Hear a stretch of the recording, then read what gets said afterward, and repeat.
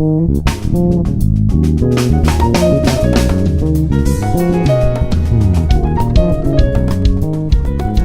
everyone, welcome to the Coffeehouse Conversations podcast, and I'm your host, Amos St. John. And today I have my wife with me again. Everyone say hello, Jasmine. Thanks so much for tuning in, and if this is your first episode, you've been missing out.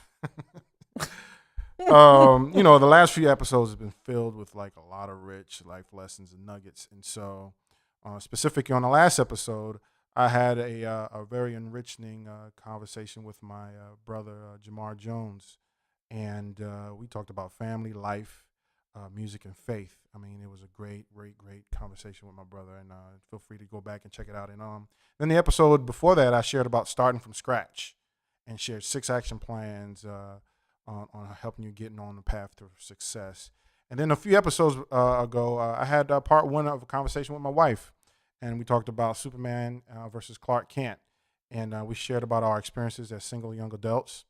And that was pre-social media, so it was different times then. We're not that old though. And so we talked about how different those days are versus these days. And today I want to continue from that conversation and piggyback off of a few points that we shared concerning marriage.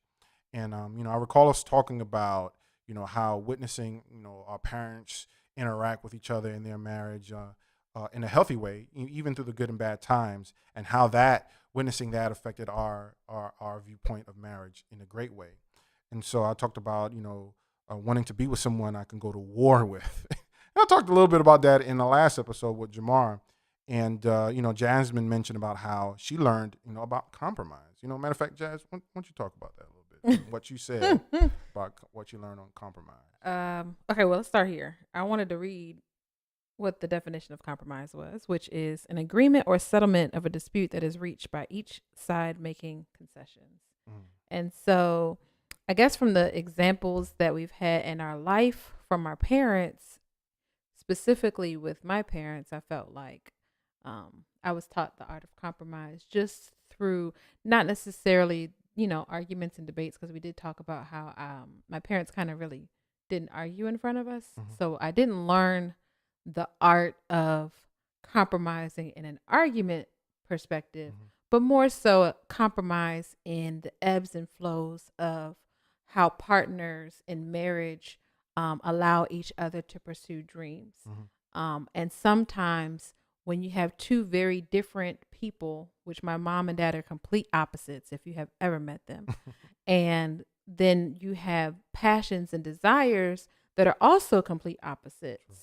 How then do you compromise to still maintain a very healthy and very happy family? And for those of you who are just joining us, my parents have been married for 50 years. Beautiful. So it's like, how do you stay together that long without compromise? And so that's what we kind of touched on last time, and I hope we get to elaborate a little bit more this time. Definitely. For me, I witnessed my dad and my mom. My mom was a very strong-willed woman. Like, she was nothing to play with. Nothing like me, right? She's very. I'm sorry. My mom, she was very strong-willed, and so I am not foreign to strong-willed women, and I think that's probably one of the greatest attributes about you. You're very strong-willed, and you come from a whole long line of strong-willed women, which is amazing. And so I don't fear it. I embrace it as a man. It doesn't take away. And I saw that with my dad. As much as strong-willed my mom was, so was my dad. And that's what I'm talking about. Like, when they go to war, it was like 2 strong-willed people going at each other. But I watched my dad compromise. Yeah. As much of a man my dad was, he loved my mom so much. He knew, like, okay. Like, my dad hated to shave. And my mom used to fuss at him about shaving. Like, he'd be like, I'm good. And he had a habit of wearing, like, the same thing every day, like his uniform. My mom hated that. And he was like, man, I'm good. My mom like, no. And I used to see them go back and forth about, wear this, wear that. And he'd be like, no. He'll wait till my mom turn around and leave and wear what he wants, but get in trouble later. Anyways, it was the cutest thing. He ended up compromising, and he wears what my mom wants. I changed how you dress. I can't take credit for the day, though. He dressed himself. I'm kidding, y'all. I'm kidding. No, but when I first met you, your whole style was a little different. But that's because I was in New York. Amos came from a different city before he moved to Baltimore. But that's a whole nother topic. Go ahead. I have a mixture of the South. I'm kidding, you know. All right, I talked He's about fine. where I'm from. He dresses himself. I got style, you know. And the Don't things mind that bothered his mother does not bother me. Amos can shave or not shave, have long hair, don't have long hair. She steps in when it gets a little out of hand.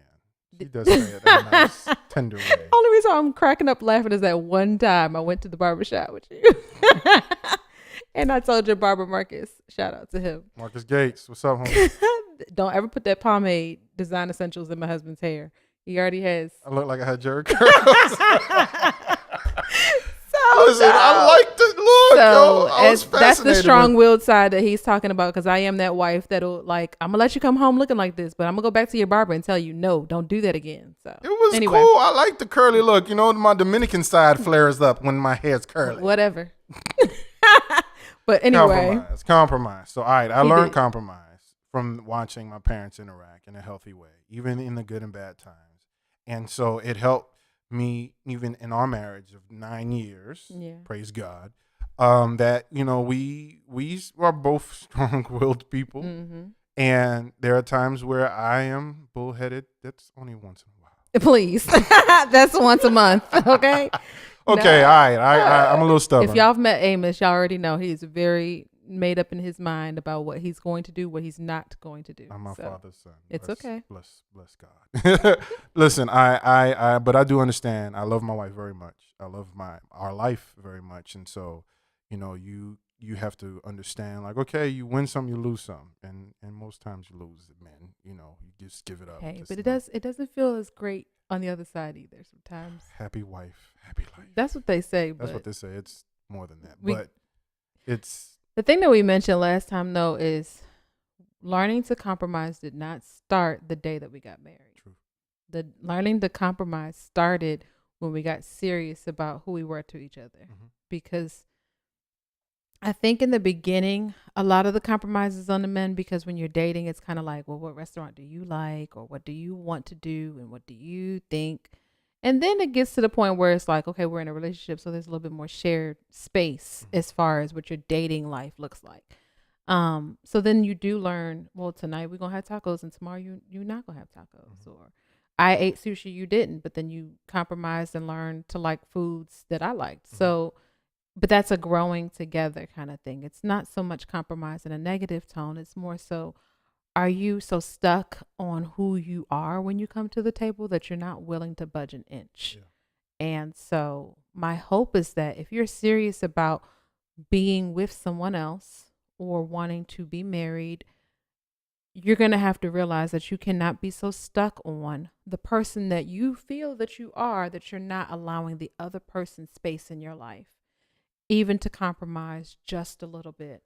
Whether it be something as small as food, where you live, mm-hmm. what you do for a living, all those things kind of play a part in the coming together of a couple. So I think what helped us in our dating leading into marriage was the premarital counseling. Yes, I love it. And we were very adamant about not necessarily going to a church. Nothing wrong with going to church counselors, but we wanted a more practical approach. Well, let me elaborate just a little bit. So the reason why I was so adamant is because at the time that we were talking about marriage, we got married in 2010. Mm-hmm. I had just graduated from seminary in 2009. Mm-hmm. And I felt like I had the premarital counseling class in seminary. I was ordained.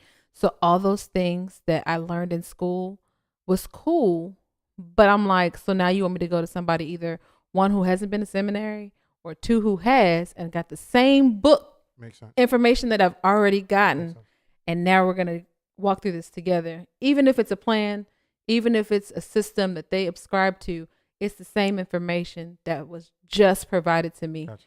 And I felt like I need the mental health part of premarital counseling in regards to just wellness, not necessarily are you crazy, we crazy, but the wellness of a person. Mm-hmm. How we are carrying baggage into the relationship, or just the things that I didn't feel like required the biblical perspective. And to be honest, I just didn't really want to hear wives submit to your the Bible. husband, which is cool. Yeah. I've learned submission. That's the compromise Help part. us, Lord. But what I truly wanted to hear, which is what we talked about in premarital counseling, was how do you manage your money? Mhm. You know, and how which you kind of helped me with, and just the things like when do we plan to have children, or what are your life goals? All those things came up, which could have came up with the counseling in church, but that wasn't our preference. Well, for me, I think what enhanced that, us being adamant and just going to getting a couple therapist. Yeah, it was a couples therapist, a licensed couple therapist who had experience in the spiritual aspect. Yeah, she did have a Christian background. Yes, so we had a little bit of that, but it was practical because both of us grew up in church. Right. Both of us grew up with parents who were Ministers, ministers. very Both my active. parents were ministers, and so your mom's a minister, your dad was in ministry, so like we get it. We knew what church.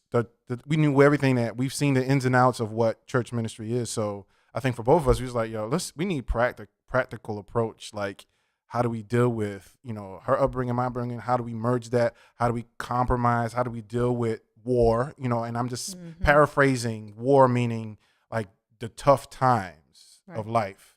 And so I felt like, okay, church was cool, but we kind of understand it.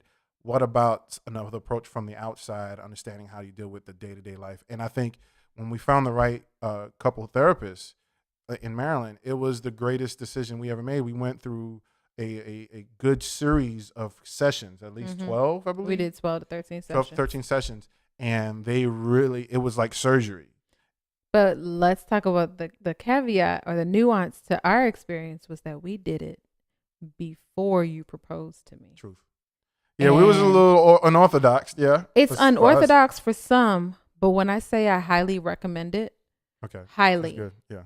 Yeah, highly. Because if you're serious about it, I would say this. Let me rewind. When we were dating, or when we finally decided to take it serious, you kind of. I remember this as clear as day. He was like, "Listen, I want us to date with a purpose. You're here wasting my time."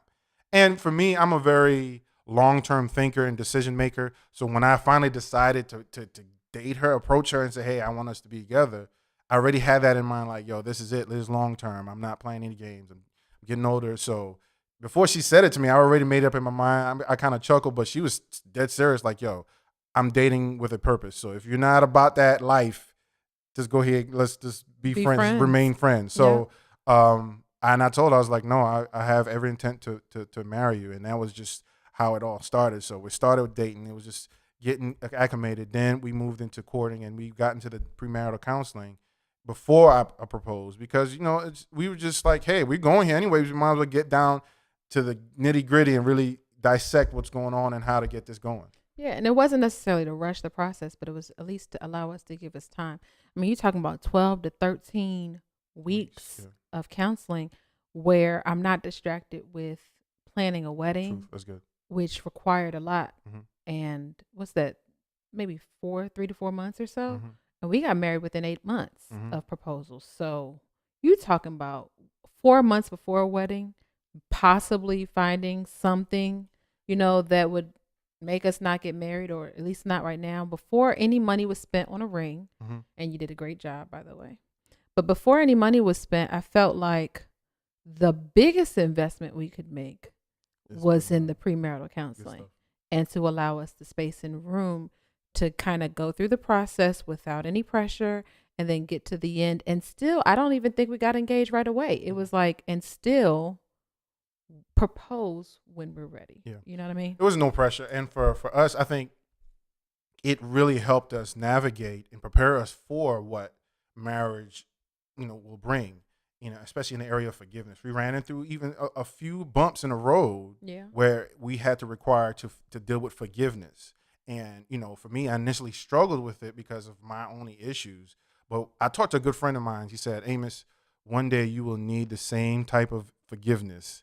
So this is your opportunity to share it, because one day you're going to need it. And I was like, wow.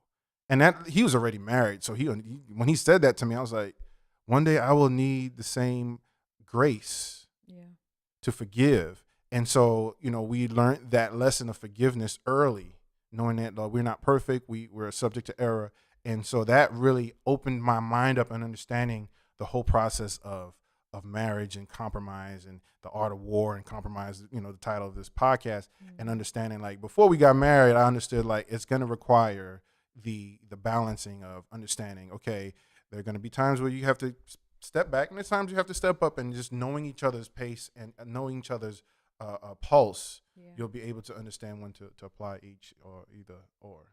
So, well, the lesson that we learned in counseling, what that brought us to this topic, was when we were kind of going through that forgiveness period. She reminded us that when you're in a relationship, you kind of look at it as me versus you. My point is better than your point, or my perspective, you must see it. Like, you got to get on my team or my thought process in order for me to feel like you get me or we agree. And then if we don't, at the time, it was like, well, we're going to go to our friends and get our friends involved, or go to other people and then get more people on our specific sides of the issue, and then have your team of friends versus my team of friends try to prove and infiltrate. Well, you talk to your boy and get him to, be on my side. And that's not healthy. And so what she reminded us is that as we approach marriage, when our last names become the same, it's you and I versus everybody else. And so when we go into situations that are tough, or rooms that are tough, or when we're in situations where someone may challenge you or vice versa, that we are on the same team and not to be on the other side. And I think that's what allowed us to that was our aha moment, like, oh, well, the way to win this war is not against each other. It's to stand side by side and go through the battle together. I do understand sometimes, as, true strong-willed people, we tend to teeter towards going for tit for tat. Yeah. And in counseling, she's like, that's not the way to do it, and that's that compromise part was like, yo, sometimes it's like, she'll, say something and I'll try to one up her, and she try to one up me, then it'll just be a war. It'll just be like, like a big seesaw. And that's not the healthy way of approaching when you deal with a disagreement and going tit for tat. And so now it's not perfect. We have our moments where we want to walk away feeling like we conquered something. Yeah. But at the end of the day, it's not about walking away or somebody who won or somebody else lost. You know what I'm saying? Like, it's there are many moments in marriage. It's not about wins and losses. You know what I'm saying? And it's not ever about compromise, but it's about understanding, like, you know what? We're going to get in moments where we won't agree. Yeah. And that's fine. Because every moment doesn't require, like, okay, you win and I lose. Yeah. Or we draw. Sometimes we just walk away like, you know what? That's your perspective and that's my perspective. Life goes on. But I think that goes back to when you said, can you go to war with me? The whole concept of that is, do you show up at the table to talk it out with me? True. Do you show up to the table, whether we're yelling at each other or not yelling at each other, to discuss the issue, or are we kind of the people that is going to let things fester and boil and blow up this whole thing? So at the end of the day, you do want to find someone who is going to show up regardless. The showing up is showing the love that you have for me, to be like, okay, even if I'm pissed off at you right now, I'm going to show up to hear your heart. And even if I don't agree with you right now, I'm going to show up to hear what your perspective is. And at some point, you'll calm down, or whatever it is, or vice versa. And we'll come alongside each other and be like, so then what is the compromise for us to both be happy? And sometimes, like you said, it just might be, well, we don't agree. Let's go find something to eat. Like, it doesn't matter. It's just because at the end of the day, there are a lot of subjects and moments in life and marriage where it's just the way it is. Like, listen, we just don't see eye to eye with that, and that's fine. You know what I'm saying? And in life it is, because I realized that you're not the same person you was when I met you. Very true. And I'm not the same person Very true. I was when you met me. So, like, I can't apply the old, I can't approach you like the old Jasmine. And I think early in our marriage, I struggled with that, because I was like, yo, you're my homegirl. I can talk to you any kind of way. Like, what up, my dude? Like, she's like, dude, I'm your wife. I'm not your dude. Yeah. And so, that's a small, example, but like, for real, like, you have to realize that, as human beings, as a woman, every 5-7 years, her appetite, everything's changed. As a man, we go through changes, and marriage, you have to be sensitive to those changes. and learn the difference. That's why I like to say marriage is work. It's work, like, because you have to literally take time to understand, like, yo, I can't treat or talk to you any kind of way, or, you know what I'm saying? Like, I have to be sensitive and understanding where you are, what your desires, like the appetites you had when we first met ain't the same now. Right. You know, like the same gifts that I gave you for, Valentine's Day or your birthday, I can't get away with now because your likes just changed. And I have to be tuned in to where you are. Yeah. You know what I'm saying? Like, I have to be intimacy into you, into me, see, like, where you are. And that's why it's like we talked about last time, like, sometimes you got to lay aside the titles and talk like, yo, you good? Where you at? Like, you know what I'm saying? And that's the intimacy part in marriage, knowing like, okay, like, you may not like that anymore. Or you may not like when I say a certain thing. I used to call you a nickname. I don't like that nickname no more. Like, you know what I'm saying? You got to be sensitive to that shift and I think a lot of people get stuck in like, but that's the way it used to be. Yeah. Like, no, but we evolve. We change. If you as a person changes, what makes you think that the person that you're with is not also changing? True. And not necessarily for the negative. You know what I'm exactly. saying? You're right. And so we met 15 years ago. Mm-hmm. So for me to stay the same person is just unrealistic. True. With just all that life brings. And so as you own your identity as a person and then kind of fall into, well, what does it necessarily mean to be someone's wife or husband and things like that? Like, cause sometimes the identities and the feelings can change overnight. Mm-hmm. Like, it's interesting to hear, I've talked to a couple of couples about the struggles of the first year of marriage, because you almost feel like in your mind, you think like, oh, we've been dating, we've been together. And sometimes people have even lived together and they think that once they say I do, it's just going to be another day the next day. And truth be told, whether you realize it or not, there's going to be so many, as our counselor brought up, hidden expectations or unspoken expectations that the person's going to have, whether you think so or not. Truth. And it can literally happen the next day. I think, like, when we first got married, our biggest struggle wasn't necessarily the living together and all of those things. But for me, it was changing my name. I had been a Mackenzie for 27 so odd years for so long. And for me, that was an identity. Understood. So it took me forever to change my name on the license and passport. It still has my maiden name 10 years later, because it's like I can't go nowhere, y'all, because I've had that passport with the wrong last name for so long. So pray for me, y'all. But it was an identity thing, and it was who I was, and then the name kind of matched the personality. I was from Baltimore, and it's all these things. And now it's like, well, what does it mean to be Jasmine St. John, though?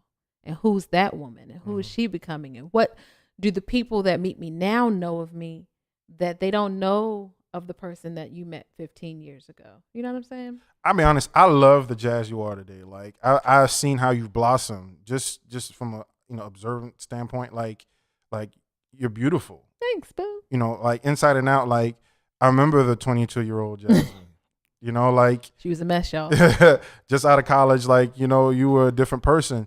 And so I see where you are today. And I'm not saying just to kind of fluff you, like, I'm impressed. Like, how you handle stuff and what you juggling and how you carrying it, it's amazing. And so, I always do my best to compliment that and not, distract that or hinder it. You know what I mean? Yeah. I'm a person, just by natural instinct. I love to just, enhance but not distract. You know what I mean? Yeah. So I'm always in the point where I see where you are and I want to enhance that. And you, like I said, you juggling like 3 or 4 different hats. And so that's the compromise now, because, a few years ago, I was the one juggling 15 million hats. And she was the one kind of chilling on the sidelines, kind of making sure things were good at home. And now things have shifted. And it struggled with me because I had a season when I was, like before moving to Dallas. Yeah, and you would have called Amos, even though he's not a Jamaican, just as far as how many responsibilities he's had. Yeah, I was juggling so much.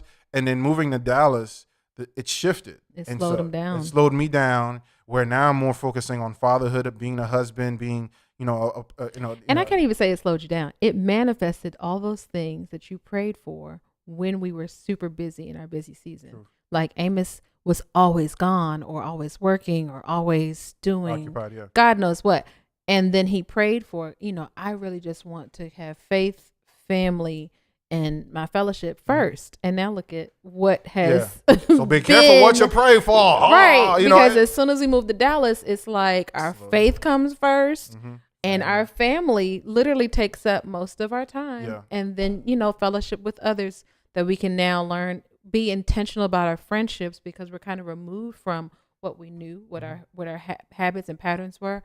So the people that are in our lives at this point, it's kind of like they're very intentionally, thank God, placed there for us to create a community, a brand new community that enhances the one that we had before. True. You know, and that kind of helps us talk about our transitioning from Maryland to Dallas and the reasoning behind it. And I talked a little bit about, how I talked about how Jamar Jones was part of the person that kind of enlightened me about moving to Dallas. He didn't necessarily, there was an opportunity that happened and disappeared, but another opportunity showed up and I was able to walk in using that opportunity.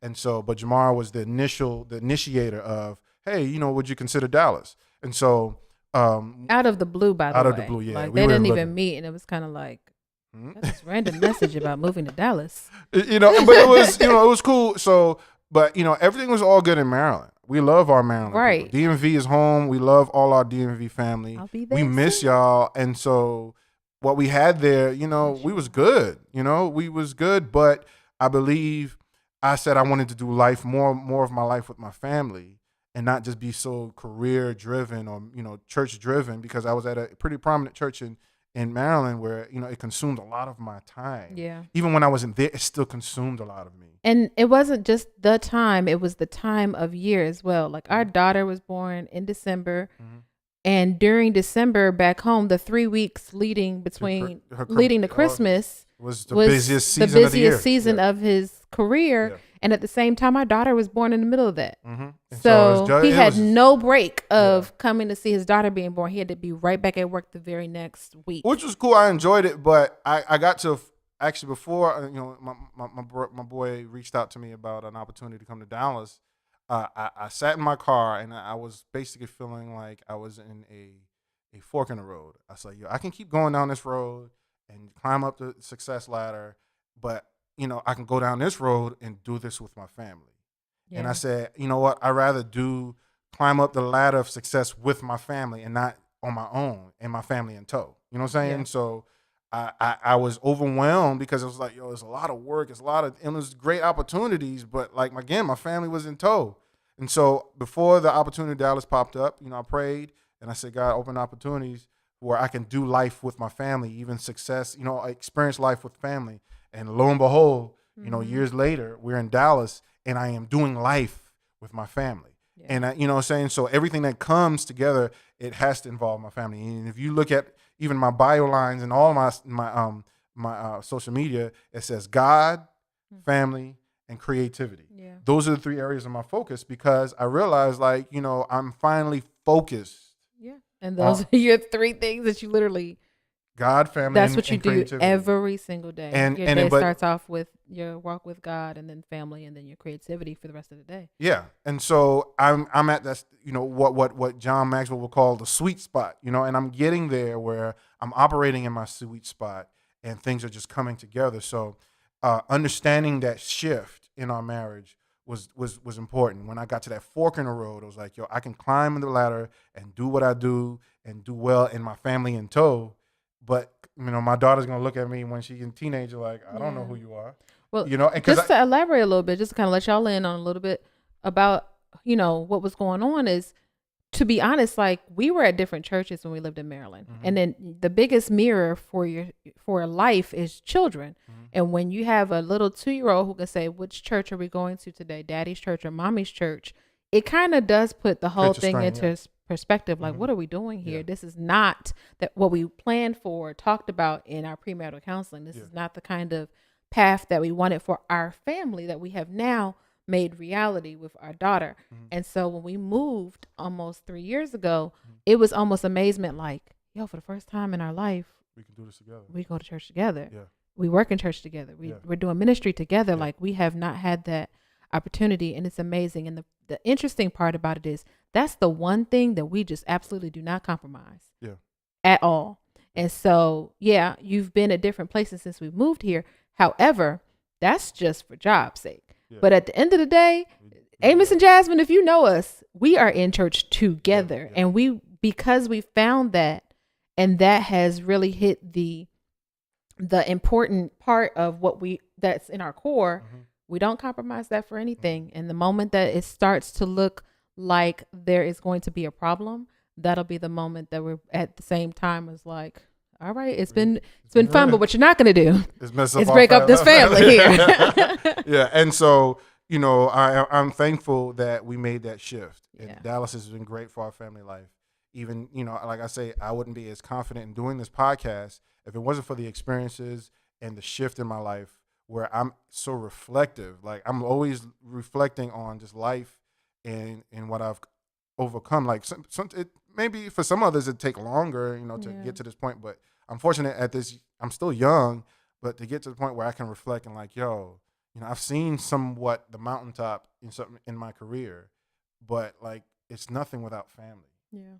And so I said I would much rather experience life fulfilled with my family versus experience a mountaintop experience and my family's still down in the valley. Like that's not the way I was raised. Yeah. You know what I'm saying? So I was raised, like I said, we were raised going to church with our mom and dad in the same church. Mm-hmm. And so we realized the importance of how it affected us.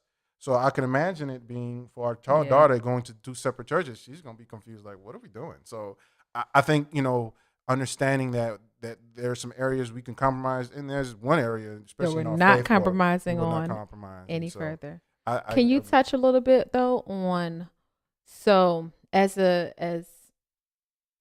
my husband or whatever, as a man, what did it take internally for you to, how can I put this, present the idea of our whole family moving? You know what I mean? Because we hadn't talked about ever moving. We were super comfortable. We had our own home. We had our own vehicles. I had a great job in DC.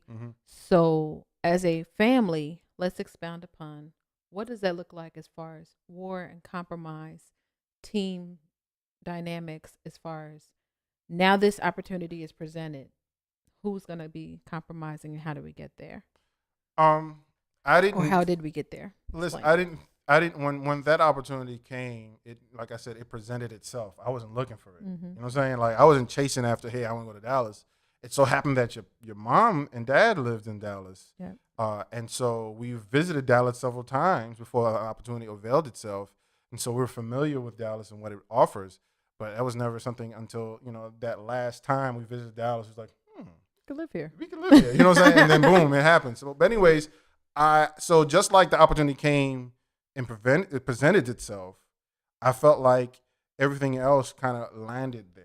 You know what I'm saying? Like I kind of had an open canvas, like, okay, if this is going to be, right, everything's going to have to be laid out. You know what I'm saying? Everything's going to have to make sense. Yeah. Because I won't come to you unless it makes sense. And I trust that you exactly. don't, to be and honest. So, honestly, I really hadn't had to do much convincing. I think you were enlightened yourself.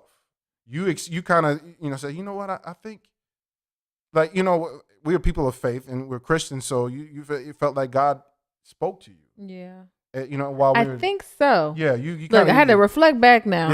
Yeah. I think I blogged about this when I was blogging back then, but I do believe that you had very clearly, actually, God spoke to me because I had to think about like, well, how did all this happen? How did we end up here? God did it. Yeah. But you're right, and so okay. So as we grew together, one thing I do know about Amos, you don't bring me anything unless one, God has shared it with you, and I trust you enough to know that it's God and not your flesh. Amos has never brought me anything or any idea that was going to cost us that wasn't God led. So that's one thing.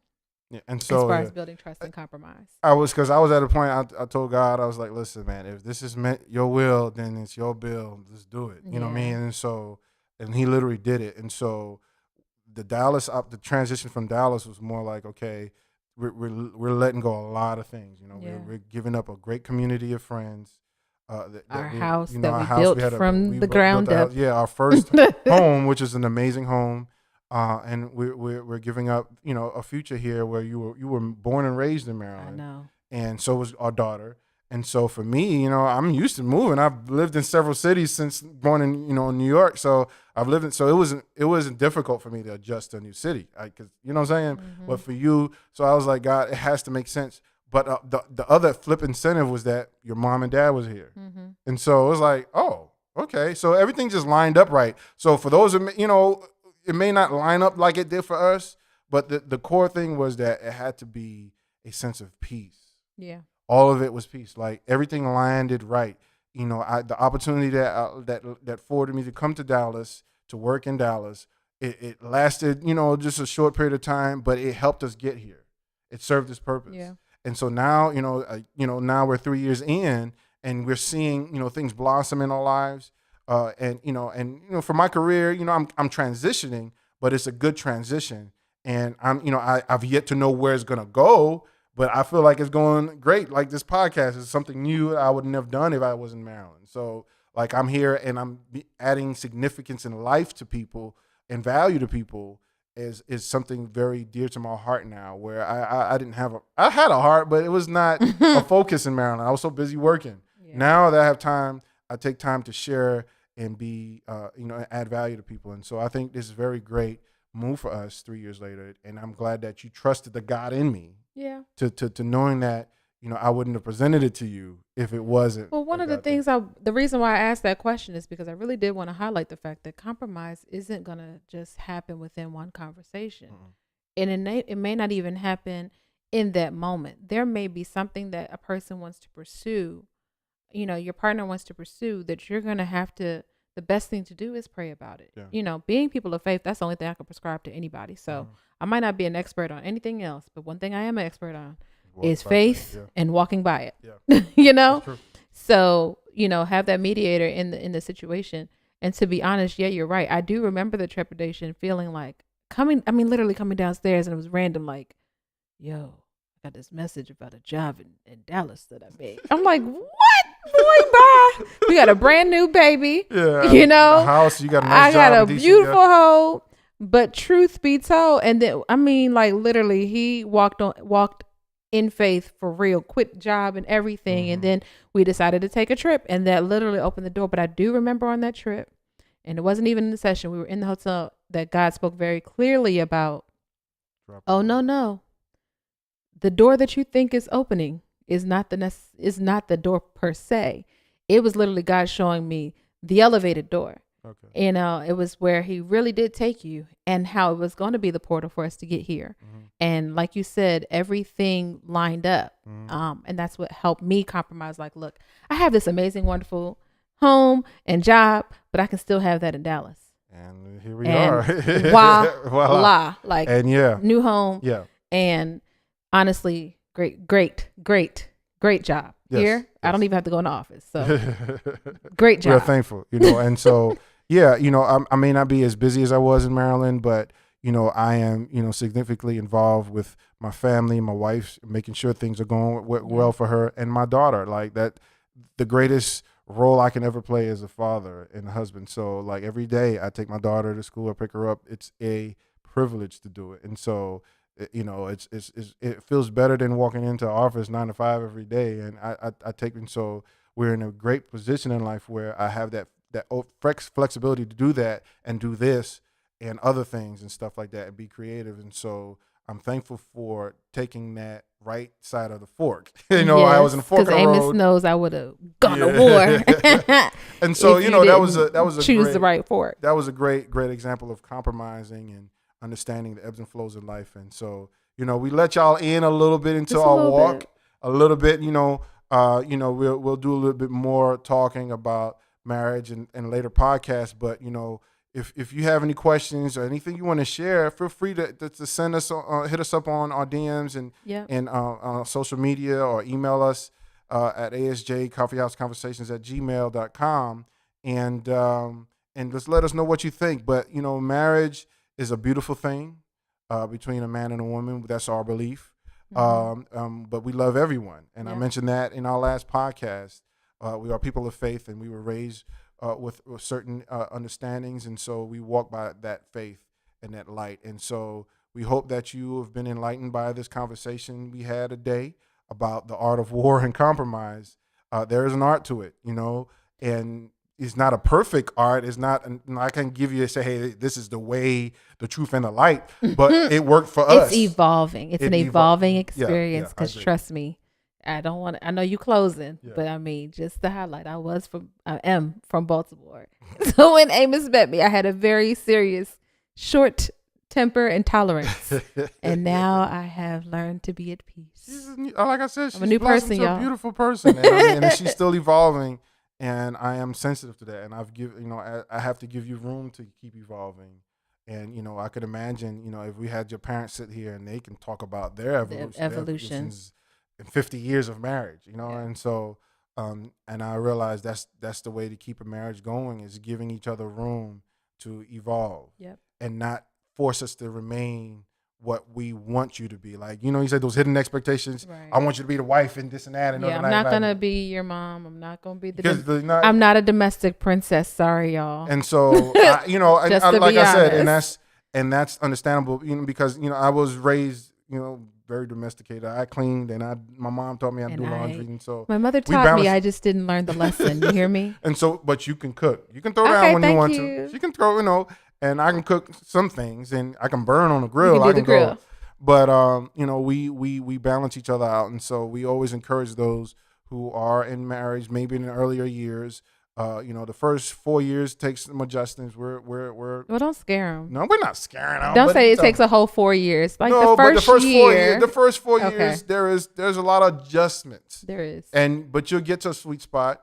We're kind of in a sweet spot, but we know that the times are shifting, because, like I said, we're both evolving. So we're learning to be adjustable and flexible, but just be prepared to just compromise and ready to go to war with each other.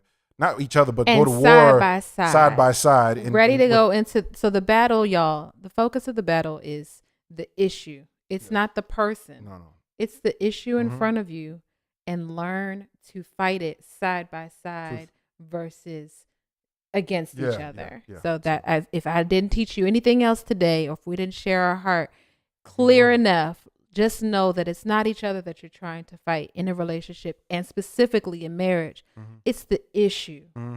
That is it. Attack it together. Yep. And don't let anybody infiltrate team 1 and 2, which is wife and husband. Yes. And that's, before we close, I definitely learned that in premarital counseling, like, it's about us. Yeah. No one else. And us what and works God. for us Yes. Yeah. may not work for you. Yeah. And what works for them, the other couples, may not work for us. Yeah. And that's the intimacy area, learning each other. Yeah. And learning what works for you. And so I always encourage y'all to really, really find time to not, just be with your mate, but date your mate, get to know your mate, and be sensitive to as they evolve, and give them room to evolve.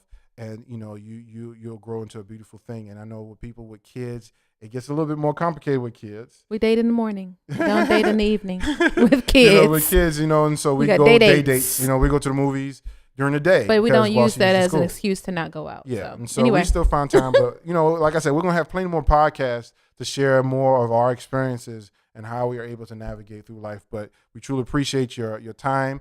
Feel free to send us messages. Again, hit us up on our social medias. Email me again, asjcoffeehouseconversations@gmail.com. Let me know what you think. If you have any thoughts, if you'd like to be a part of this, to share your experiences from a couple standpoint, or even a single person. We told you last time in our last conversation, like, we don't know what online dating feels like. We don't know the struggles of what y'all may go through. We can only share what we went through when we were dating, years ago. And so feel free to hit us up. Thanks again for tuning in, and thank you again for listening to the Coffeehouse Conversation.